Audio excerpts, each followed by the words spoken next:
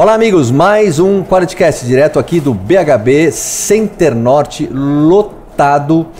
Fizemos uma collab aqui com a Equilíbrio BHB Festival. Aqui nós falamos com muitos médicos, professores de educação física, a indústria e muito mais. O futuro da alimentação está aqui. Hoje eu estou aqui com o Hamid da Corbion para falar um pouquinho do entendimento dele. Ele acabou de sair do palco agora palestrando, já guindaram ele e trouxeram para cá, nem respirou, para falar um pouquinho das impressões, né, dele, o que ele está achando disso. Obrigado, viu, Hamid, por ter vindo. Vamos explicar um pouco aí para a galera a tua fala, que foi há pouco, e obrigado por ter vindo. Opa, obrigado você, Kim, obrigado pelo convite. Bom, primeiro de tudo, parabéns aí tanto pelo podcast, a feira, esse collab todo. Tá sendo bem legal, inclusive a primeira vez minha aqui no BHB. Essa é a primeira, né? Primeira vez, a gente até tá como patrocinador. Então estivemos agora aí na palestra, mas nos anos anteriores a gente acabou não conseguindo participar, na realidade. Então tá sendo tudo bem interessante, assim, porque a feira ela tá sendo bem, como poderia dizer, diversa no sentido de conhecimento. Verdade, né? Uma boa troca, né? Sim, então a gente vê conceitos muito técnicos, a gente vê conceitos mais de mercado, a gente vê coisas mais holísticas e tem público para todos esses conceitos que estão sendo trazidos. Você falou uma coisa certa, eu estava agora com a Gislene da Biad, né, falando isso, né? Conforme eu falei com as câmeras ligadas aqui para a mídia, eu estou no ramo há 33 anos, né? Quem diria, Hamid, que a gente imaginar que um evento debaixo do mesmo teto estaria, então, profissionais da educação física, nutricionistas, médicos, ingredientes, que nem o Hamid explicou agora, com o mesmo propósito, né? Sim. É muito incrível. Sim. Isso, né? E querendo ou não, tá hoje tudo muito conectado, muito interligado, né? Não é, o ingrediente não é tratado de forma isolada ao benefício que esse ingrediente traz no organismo. É sistêmico, é uma coisa única. Exatamente. Me fala, qual foi a sua palestra, qual foi a sua fala e para quem você falou? Qual foi o propósito dessa sua palestra agora aqui, agora, minutos atrás? A gente falou no fórum de suplementos, que está acontecendo ainda agora. A gente participou aí de um painel, eu e mais outras duas pessoas em momentos separados, falamos sobre perspectivas e cases para o mercado de suplementos e o mercado farmacêutico como um todo também. Como que o mercado está mudando frente a esses segmentos. A minha fala especificamente foi sobre estratégias de fortificação por meio de vitaminas e minerais e como as vitaminas e os minerais podem juntos trazer saúde e bem-estar nesses novos produtos. Eu diria até que é mandatório, né? Nós sabemos que vitaminas e minerais... vou até perguntar a opinião do Hamid sobre isso, mas quando a gente fala do nosso solo brasileiro comparado ao solo de outros países, né?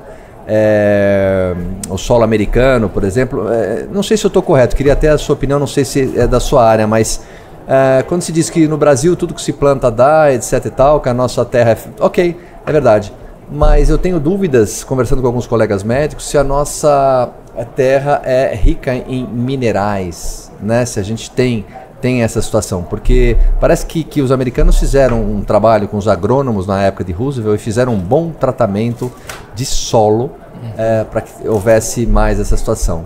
Como é que a gente... Você tem esse dado? Não sei se... Eu confesso que não é realmente muito a minha área, mas assim, no achismo aqui, o que eu poderia te dizer na verdade, o Brasil ele é riquíssimo em muitos sentidos, né? Seja solo, seja recursos naturais como um todo, né?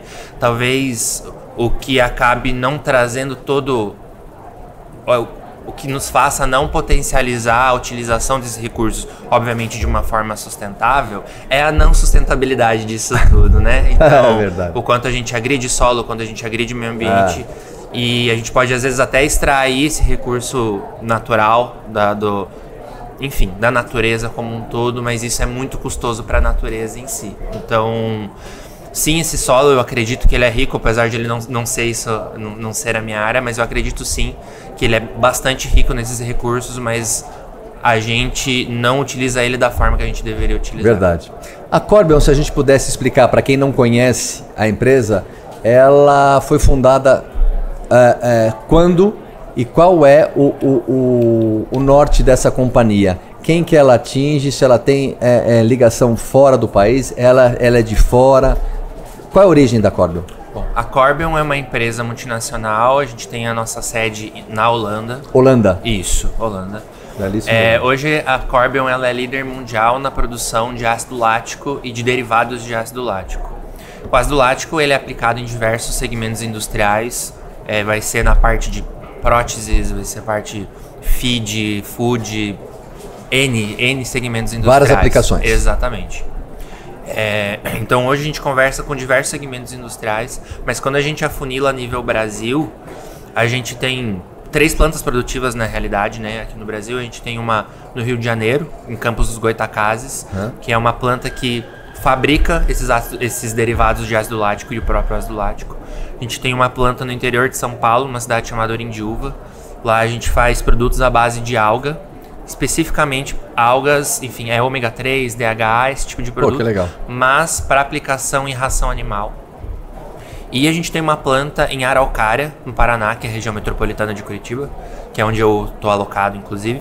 Que daí a gente tem o nosso segmento food, e a gente atende principalmente aqui o mercado de panificação, soluções essencialmente enzimáticas para trazer melhora de textura de pão, aumento de frescor, aumento de maciez de pão, extensão de shelf life.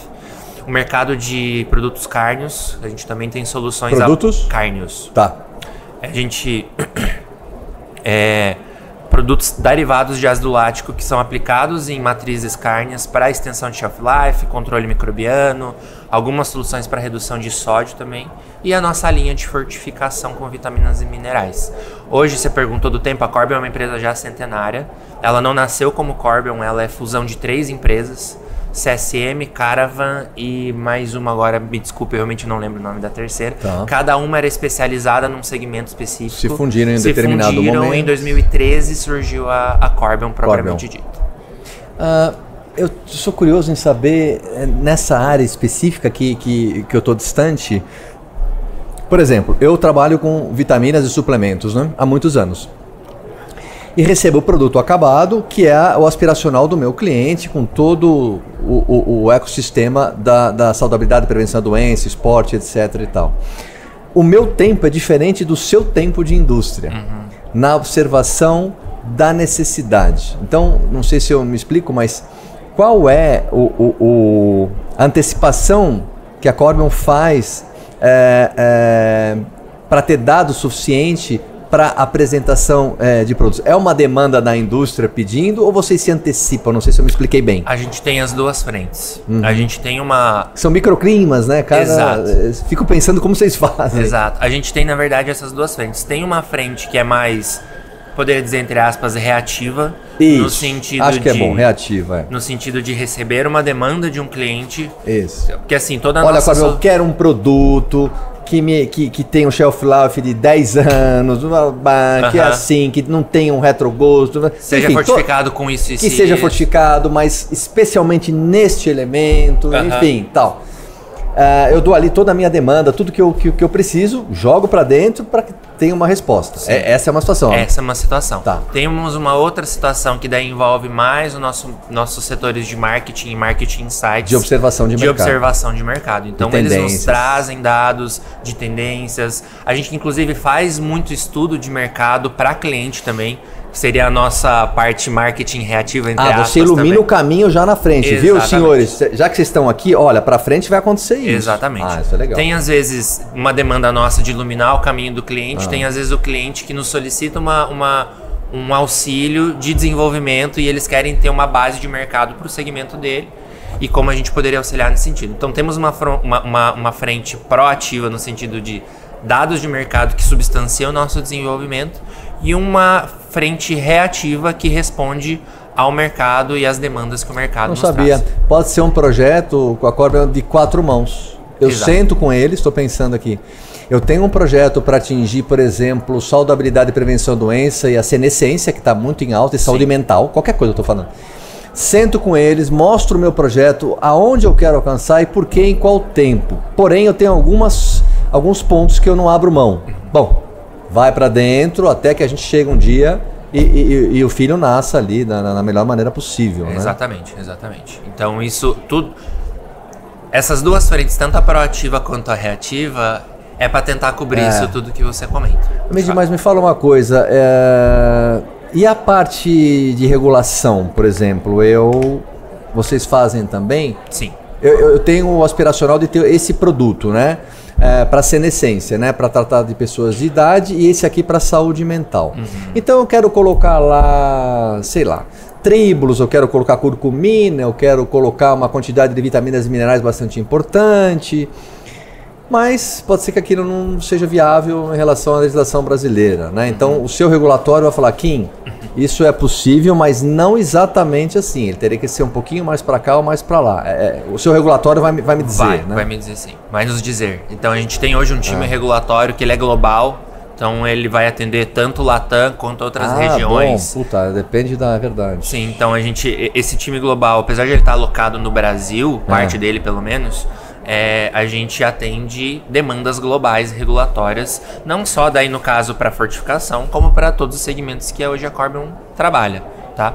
Tem aí esse grupo que trabalha especificamente com alimentos, que daí fica, enfim, São Paulo, a gente tem uma planta no México também, que tem uma pessoa responsável lá também, em Querétaro especificamente, que nos traz esse subsídio regulatório sobre o que fazer, como fazer, o quanto colocar, o que pode colocar, etc. Então, estou pensando, legislação, mas inclusive se o produto fica viável. Exato. Porque dá para colocar, mas fica um rejunte, um bolo de rejunte. Né? Não dá para comer, não dá para... Aí entra a nossa expertise técnica também de desenvolvimento para tentar balancear tanto a parte regulatória quanto a parte técnica. Esse equilíbrio, né? Puxa, é uma área muito legal. Depois do Covid, mudou muito uma linha de corte para a companhia. Inclusive foi uma fala nossa aí da palestra. O Covid, na verdade... Que para nós muito, né? Sim, se a gente for para pensar, o Covid ele foi um divisor de águas para o mundo, né? Em tudo, né? Acho que pergunta boba minha, mas teve também para vocês, sim, né? Sim. Então a forma de se relacionar mudou, potencializou coisas que já estavam começando a se estabelecer, ou a forma de se trabalhar, enfim, tudo, né? E quando a gente vai falar sobre alimentos, ele trouxe diversos hábitos de consumo, principalmente quando a gente vai falar sobre saúde e bem-estar, né? Toda um leque bem amplo, né? Exatamente. Então, uma palavra em 2020, ali quando a pandemia se iniciou, que começou a ficar muito em voga, não que já não estivesse antes, mas potencializar imunidade. Exatamente. Pô, imunidade vem no sucrilho, né, meu? Exato. Porra, todo mundo. Desde eu pensava em imunidade quando eu comi sucrilhos com 5 anos de idade, exatamente. É exatamente isso. Mas a imunidade, talvez por conta da Covid, ficou algo mais palpável para a população. Por mais que a gente, na época, estivesse com algum tipo de restrição de renda, porque querendo ou não, né, muito comércio fechou, coisas começaram a ficar mais caras, então a gente começou apesar da restrição de renda, a gente começou a escolher muito o que a gente queria comer. E essa escolha era muito baseada no saúde e no bem-estar que a gente queria começar a construir a partir daquele momento. Querendo ou não, a Covid, a consequência da doença, né? Ela é a falta da imunidade, é a falta de diversas coisas, né? Mas então, tudo mora ali. Exatamente. Então, se eu reforçar a imunidade, seja por meio de medicação ou alimentação, homeostase. Eu vou fazer. Homeostase, essa é a palavra. Então, eu vou fazer. Então, a Covid acelerou isso. Tínhamos a questão de querer comer bem, ter saúde e bem-estar. Isso sempre existiu, isso é histórico, né, da humanidade. Mas esse divisor de águas da pandemia tornou isso palpável. E diria até, Amid, não sei se você concorda, no nosso segmento, né, que a gente está no mesmo só, mudou o curso do rio. Exato. Agora eu tenho uma boa para você, se prepara. Vamos lá. Se você não responder, ninguém consegue me responder. Eita, isso. Que responsabilidade. Essa é boa. Eu tenho um entendimento de aonde são as farmácias do mundo, aonde tem matéria-prima. E parece que isso mudou. Eu vou te falar o que eu ouço falar para ver se mudou, você tem uma outra ideia. Então, ingredientes no mundo. Então eu tenho na Índia, na China, e me disseram também que agora está no radar a Coreia do Sul. Você tem esse entendimento? Pode ser por aí, onde eu tenho mais matéria-prima? É isso? Fala, Kim, você tá maluco, não é nada disso. Você me pegou nessa aqui. Mas vamos pensar juntos. Mas vamos pensar junto, podemos pensar junto. Na verdade, se for parar para pensar essas regiões como fontes de muitos ingredientes ainda não explorados, a gente talvez conseguiria explorar esses países. Mas se a gente pensar numa questão mais micro, muito recurso nesse sentido a gente já tem no Brasil, né? Pô, é mesmo? Então se a gente parar para pensar, a própria Amazônia, Floresta Amazônica, a gente tem muito recurso natural que a gente poderia aproveitar como fonte. O Amid deve estar querendo dizer o seguinte, não sei se ele quer dizer isso, vamos ver. Talvez a Amazônia seja então a farmácia do mundo. Eu diria que sim. E nem abriu as portas ainda, né? Sim. Tá lá para ser explorada, né? Exatamente. Não só a Amazônia, mas outras regiões muito com características climáticas e de vegetação. Que tem aquela biodiversidade toda ali, morando ali, né? Exatamente. A gente vai encontrar isso na Ásia, a gente vai encontrar isso na África, em alguns lugares, na Europa também. Claro. Então eu acho que todos esses lugares podem ser fontes de novos ingredientes, novas opções que possam vir a ser exploradas. Mas eu afunilei Brasil porque tá ali, entre aspas, o nosso quintal de casa. Você vê, né? Beleza, a gente até puxa aí teu questionamento anterior em relação ao solo. Se a gente extrapolar esse conceito para um nível Amazônia, ou não só Amazônia, mas qualquer recurso natural que a gente tenha hoje disponível no Brasil, não existe essa sustentabilidade no sentido de se utilizar da forma mais saudável possível, tanto para nós quanto para a natureza, né? Então, ter a Amazônia disponível não significa que a gente vai conseguir explorar ela de forma correta. Essa fala é provocativa aqui do Amid, é foda. A gente tem aqui em casa uma despensa maravilhosa com tudo dentro, mas ele não tem uma chave ainda, né? Exato. Pode ser? Exatamente. Boa analogia. Que coisa, hein, Amid? Sim. Qual é o seu entendimento da matéria que você trabalha, né? Que você acabou de explicar pra gente. Apesar do corte do Covid-19, tem alguma coisa por acontecer nos próximos 10 anos, através da IA, através de tudo que está acontecendo na tecnologia, que vai mudar o curso do Rio uma outra vez, uma revolução industrial, brincadeira aqui, dos ingredientes? Ou não, ela vem caminhando, dando seus saltos conforme ela vem dando nos últimos 40, 50 anos? O que eu te diria, na verdade, é uma coisa que já acontece agora, mas talvez por conta dessa quarta revolução industrial, se a gente puder dizer assim... Nem sei que número tá. Essa conectividade que a gente tem vai influenciar cada vez mais no fator de escolha de produtos. O que você quer dizer com conectividade? Essa equipe transdisciplinar, todo mundo junto no mesmo propósito ou não? Você está falando outra coisa? Na realidade literalmente estar a um palmo de distância aí é foda. Tá. Como é que diz? Fatores de escolha, né? Então a gente tem um mini computador na mão que está, enfim, a cada ano que passa melhorando em termos de recurso, em termos de tecnologia, disponibilidade, do que a gente pode acessar aqui. A gente tem inteligência artificial no celular que a gente pode poder utilizar a nosso favor ou não, né? Então, essa conectividade eu acho que ela pode ser um novo divisor de águas que talvez já esteja acontecendo, mas se potencialize nos próximos anos. A partir daí você está falando, conectividade a partir daí. Claro que tudo aí vem em cascata depois, tá? Exato. Entendi. E como isso vem a galope, a gente não tem ideia. Exato. Não precisa ir a Coimbra, mas daqui a 5 anos a gente não tem ideia do que vai ser capaz de fazer isso. Não temos ideia, porque hoje, 2024, a gente já não tem ideia do que isso é capaz de fazer, né? Então... É verdade. Então, assim... Mandou bem, é verdade. Hoje não tem. Um exemplo besta aqui, que daí não tem a ver com alimentos. Mas olha o tanto de coisa que a gente já vê de inteligência artificial na internet. E exemplo besta mesmo, tá? Aqui, eu, abrindo um parênteses aqui, eu sou um grande fã de Chaves, né? Da série Chaves, né?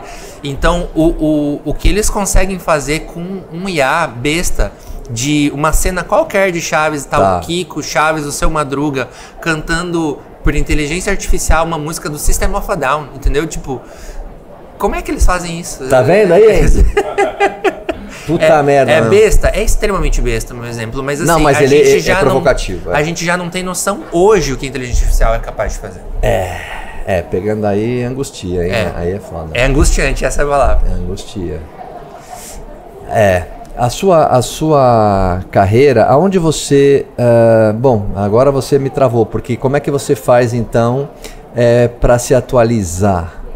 Se atualizar de quê, né? Em que momento? Talvez o fluxo desse rio é tão forte que você tem que estar atento não só ao teu segmento exato, né? Você tem que ter foco pontual, mas com ação global, né? Você tem que estar muito atento, sim, né? Sim. Porque antigamente bastava você se enfiar naquilo e aquilo ficava do mesmo jeito 10 anos, 8 anos, para ter uma pequena mudança.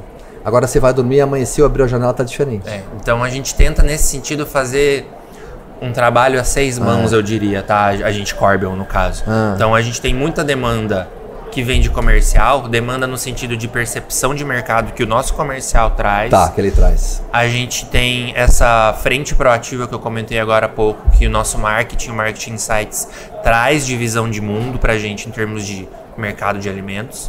E aqui, principalmente, os segmentos que a Corbion atua de forma global, né? Eu comentei panificação, carnes, frutificação, mas a gente atua em praticamente todos os segmentos, globalmente falando, né? Então a gente tem essa segunda, frente. Capilarizado. E aí a terceira frente, que daí é a parte técnica propriamente dita. Então a gente... Você faz a captação e vai trazendo toda a parte sistêmica até virar aqui um produto final. E a gente, como parte técnica, a gente tenta se atualizar da maneira técnica também, né? Então, artigos, são papers, tendências. Hoje mesmo, nesse painel que eu participei, teve uma fala antes da minha, que era a doutora Leila Hashimoto, que falou sobre palatinose. Foi uma fala maravilhosa. E a palatinose, querendo ou não, apesar de ela estar se estabelecendo no mercado, ela ainda é uma tendência, né? É muito antigo isso na Europa, né? Sim. Mas aí quando a gente traz para nível Brasil, ele, apesar de já estar presente na gôndola, né? Ainda é uma tendência porque o povo não sabe para que a palatinose serve. Não sabe nem a origem dela. Exatamente. Então... a gente tenta de alguma forma se conectar a essas pessoas também, com o formador de opinião. Isso, ia te perguntar isso também, que é o meu forte. Eu sou muito forte com os formadores de opinião, os profissionais da área da saúde. Eles fomentam, tem um auditório lá na loja, um estúdio. Para mim é muito importante a educação, isso para vocês também, né? De alguma maneira, essas pessoas que estão na ponta é que vão cascatear, saber da importância, para que o empresário lá na ponta saiba dessa importância e volte lá na base. Exatamente, mas eu colocaria um papel a mais aqui para você, que eu acho que também é papel da indústria educar, não apenas do formador de opinião propriamente dito. Olha lá o que eu falo sempre, ele está falando, ninguém fala isso, e eu falo sempre isso. Anos atrás eu fiz um auditório, fui chamado de maluco, me disseram, Kim, um varejo vai trabalhar com educação, quem tem que fazer isso é a indústria. E no meu segmento a indústria fazia muito pouco, então eu comecei há muitos anos atrás, mais de 20 anos atrás, a educar. Sim. E o amigo está falando aqui justamente sobre a importância de educar, não tem jeito, tem que educar, tem razão. Exatamente, a gente tem o conhecimento, a gente indústria, né? A gente faz o produto. Então a gente sabe o que tem ali, para que serve, para que não serve. Então, nada mais justo de que a gente, como indústria, claro que tem várias mãos necessárias para a gente poder educar, obviamente. Mas eu acho que o primeiro passo, ou um dos primeiros passos desse ecossistema alimentar, digamos assim, para educar o consumidor, tem que partir da indústria. Seja aí por meio digital, mas tem um storytelling que precisa ser contado também acho, para educar essa população. Tem que ser palatável esse storytelling para que vá, então, capilarizando para todos, para que vire goela abaixo não vai adiantar. Frequência e sequência. Até porque se a gente for para pensar, hoje tem muito conteúdo ruim, muito conteúdo que deseduca, que é desinformativo, que inclusive é um desserviço para a gente enquanto ecossistema de alimentos. Uma coisa é formação, outra coisa é informação. Exatamente. Então, se você jogar um exemplo de um ingrediente aqui, se você jogar agora no Google, glutamato monossódico, as 10 primeiras páginas certamente vão ser links descendo a lenha no glutamato monossódico. E se você for parar para pensar na essência do glutamato monossódico, glutamato é um aminoácido.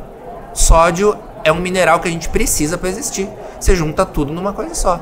Beleza, tem a função de realce de sabor, não é, entre aspas, só um aminoácido ou entre aspas só um ele sódio, tem também, né? Essa função. Exatamente. Tá. Mas, obviamente, se a gente consumir em excesso, ele vai fazer mal. Como qualquer coisa. Até água, se a gente tomar em excesso, vai fazer mal. Verdade. Então, no fim das contas, o formador de opinião, ele forma opinião por meio não vou dizer todo mundo, obviamente, né? Tem muito trabalho muito bom. Mas o que a gente acaba tendo acesso, a maioria do que a gente tem acesso, acaba sendo um desserviço em termos de formação de opinião. Então, a gente, enquanto indústria, ver isso e não fazer nada, é uma apatia. A gente precisa fazer alguma coisa. Seria uma negligência. A indústria precisa. Sim. Senão vai parar ali. Exatamente.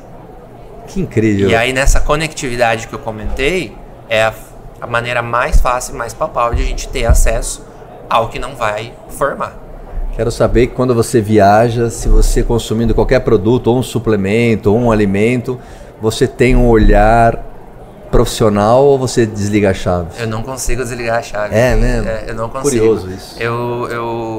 A gente trabalha em alimentos, a gente vira... Por exemplo, você viaja e come um cookie lá de uma bakery lá que você passou lá. E aí você tem um retrogosto ali, você já começa... Puta que saco, meu. A gente que é de alimentos, que a gente não... né? É bizarro, é meio já... Você tá treinado pra isso. É meio patológico até, eu diria. Tá? Assim, muito louco. Aí eu não vou ler o rótulo, obviamente, se eu tiver em algum país oriental, que eu não vou estar entendendo o que tá escrito no rótulo. Sim, mas o seu radar já mapeou tudo. Exatamente. E assim...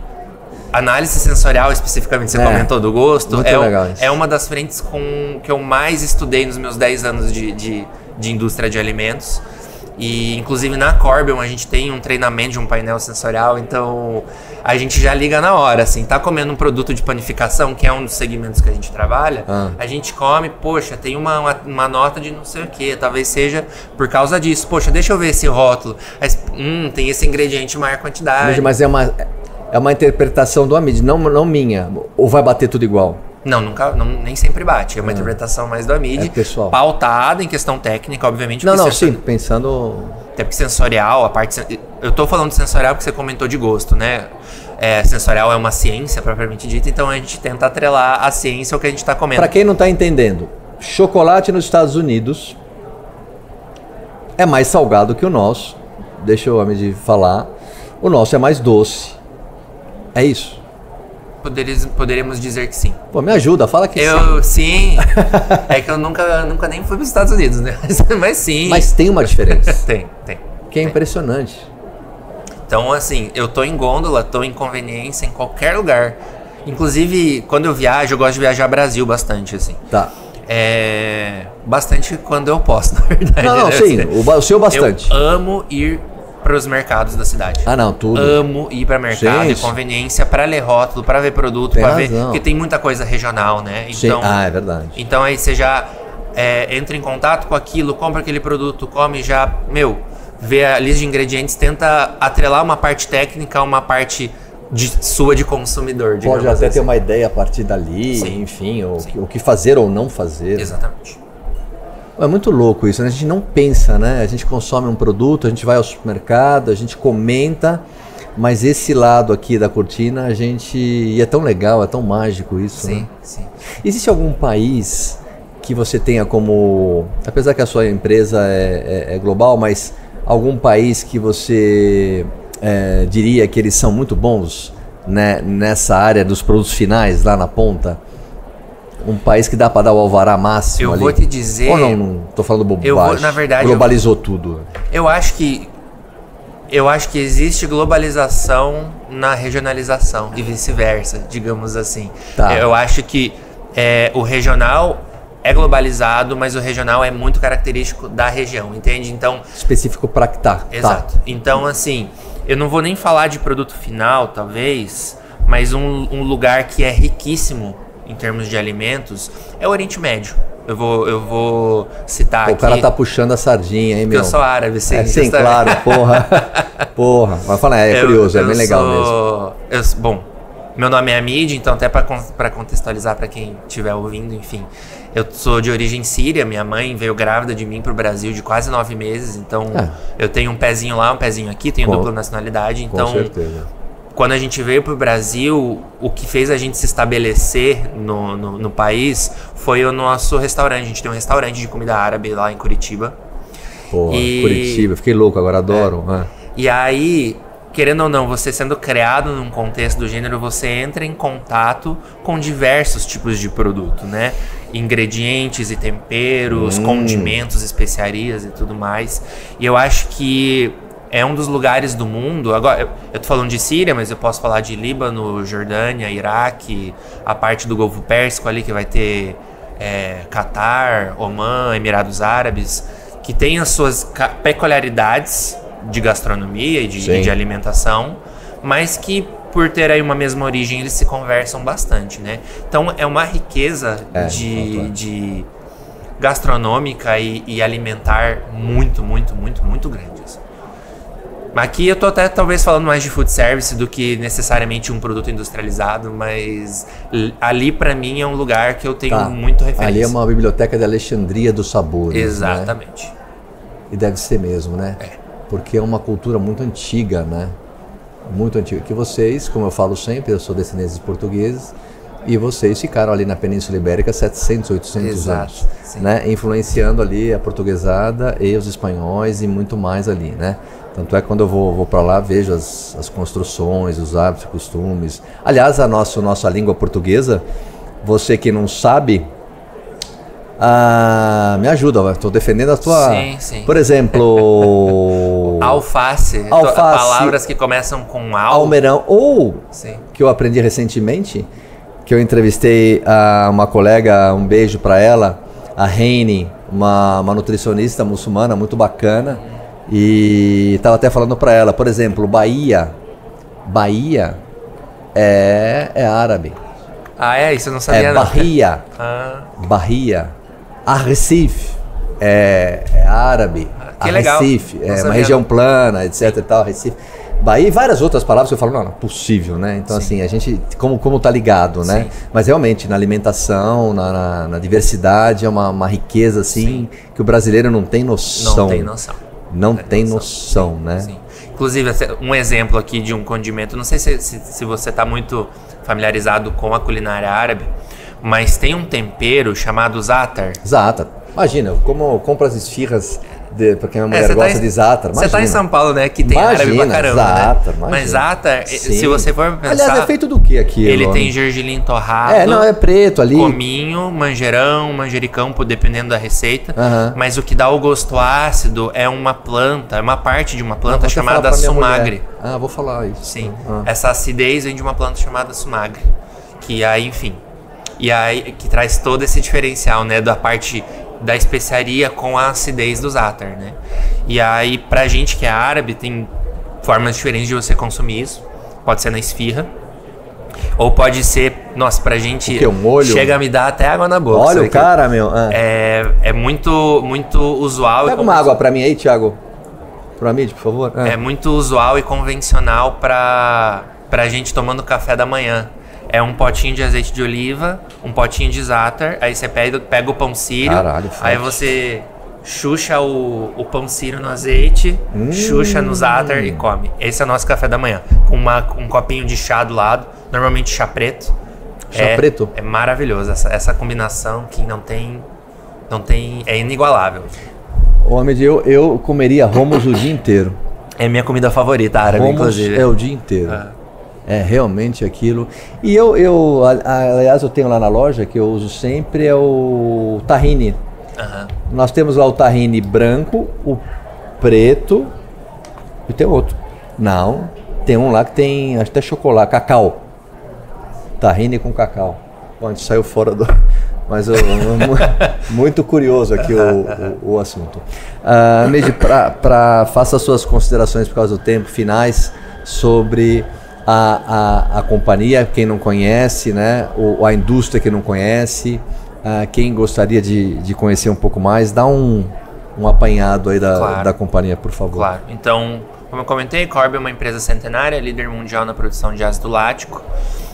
A gente atende esses 3 segmentos principais aí, pensando no segmento alimentício. No Brasil, a parte de panificação, a parte de produtos cárneos e a parte de fortificação.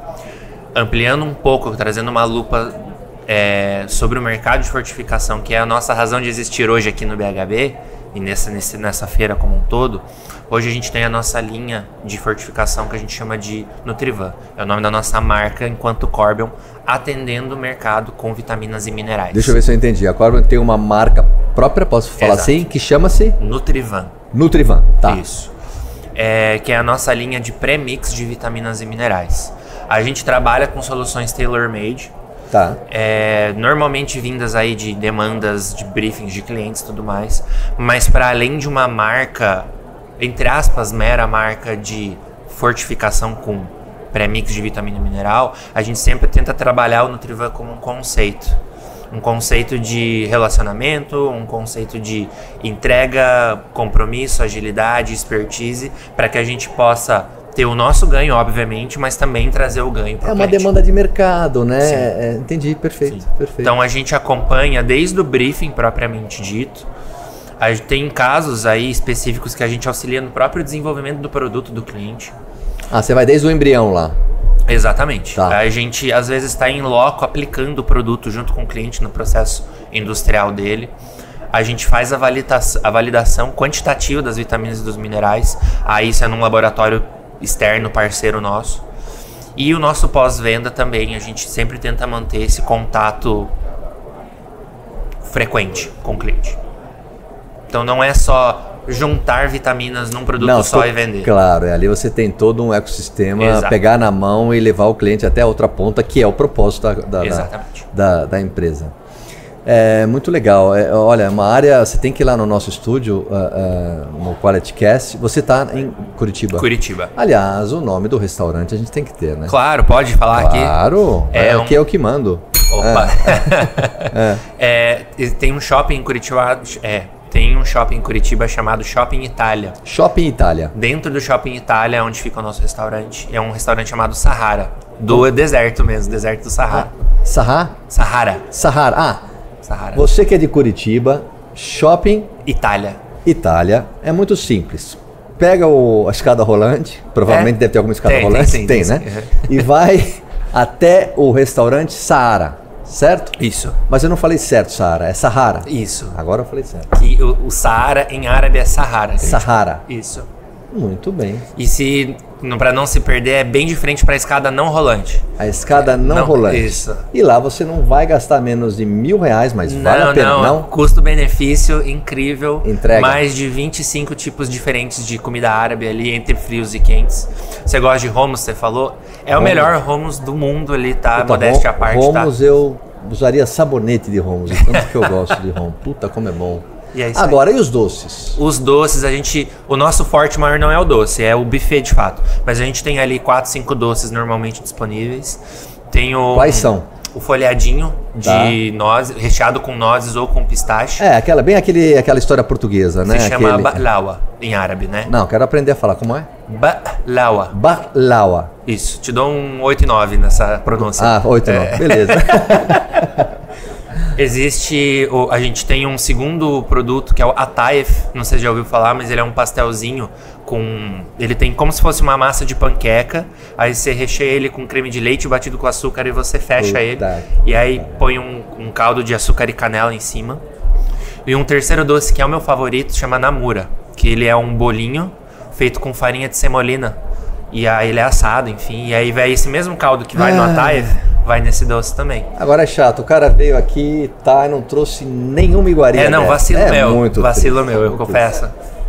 Professor, obrigado. Obrigado, eu que agradeço. Pela aula, muito bacana, parabéns pela companhia, sucesso absoluto. Muito e eu vou te ligar para você, quando estiver aqui, para ir lá no QualityCast. Vai ser um prazer estar aí no estúdio de vocês. Obrigado pelo convite, parabéns pela feira, parabéns pela estrutura toda. Espero aí poder estar com vocês nos próximos anos. Vai estar. Obrigado. Pessoal, fique com a gente e não se esqueça de curtir o canal, dar um like, porque é muito importante para o bom entendimento do YouTube. Muito obrigado e até a próxima. Valeu, tchau, tchau.